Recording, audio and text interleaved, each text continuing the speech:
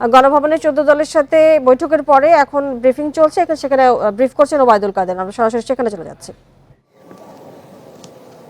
এক জরুরি বৈঠক অনুষ্ঠিত। বৈঠকে দেশের সাম্প্রতিক সময়ে অনুষ্ঠিত সন্ত্রাস, নাশকতা, নৈরাজ্যের বিরুদ্ধে দেশের জাতীয় নিরাপত্তা, জনগণের জানমাল রক্ষার লক্ষ্যে আইন অনুযায়ী প্রয়োজনীয় ব্যবস্থা গ্রহণ করে জনমনে স্বস্তি ফিরিয়ে আনার জন্য মাননীয় প্রধানমন্ত্রী বঙ্গবন্ধু কন্যা শেখ হাসিনাকে ধন্যবাদ জানান ১৪ দলের নেতৃবৃন্দ। দেশের জনগণের মধ্যে পরিপূর্ণ স্বস্তি আনার ক্ষেত্রে আইনশৃঙ্খলা বাহিনী ও সামরিক বাহিনীর অগ্রণী ভূমিকার জন্য তাদের প্রতিও ১৪ দলের নেতৃবৃন্দ ধন্যবাদ জ্ঞাপন করেন।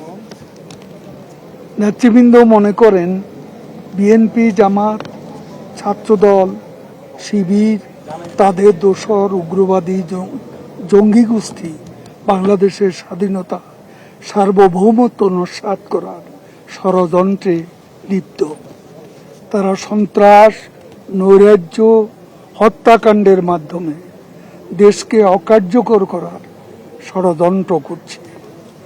অতি সম্প্রতি চোরাগুপ্তা হামলা করে এবং গুলিবর্ষণ করে সরকারের উপর দায় চাপাতে তারা দেশে অস্থিতিশীল পরিস্থিতি সৃষ্টি করেছে। পুলিশ বাহিনীর সদস্যসহ মানুষ হত্যা করে লাশ পর্যন্ত ঝুলিয়ে রেখেছে।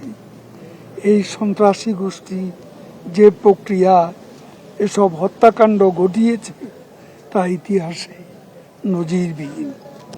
জাতীয় স্বার্থে দেশ বিরোধী এ অপশক্তিকে নির্মূল করা প্রয়োজন।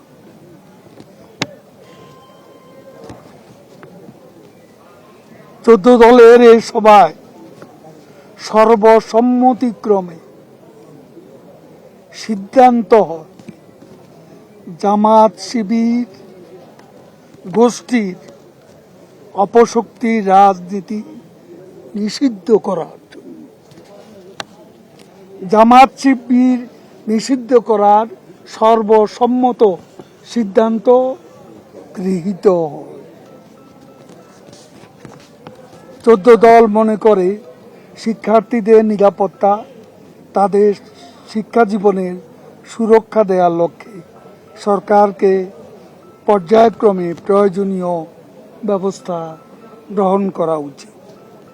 নেতৃবৃন্দ আশা করেন কোনো শিক্ষার্থী ও নিরপরাধ মানুষ যেন হয়রানির শিকার না হয়, সে বিষয়টিও আইনশৃঙ্খলা রক্ষা বাহিনীকে বিশেষ গুরুত্ব সহকারে দেখতে হবে।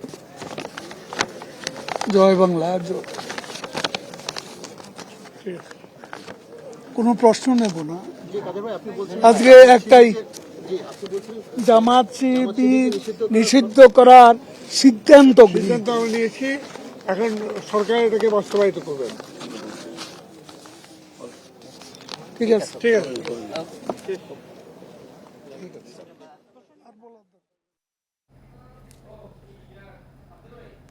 আমরা শুনছিলাম গণভবনের সাম্প্রতিক পরিস্থিতি নিয়ে ১৪ দলের নেতাদের বৈঠকের পর ব্রিফ করলেন ওবায়দুল কাদের এবং সেখানে তারা সিদ্ধান্তের কথা জানিয়েছেন।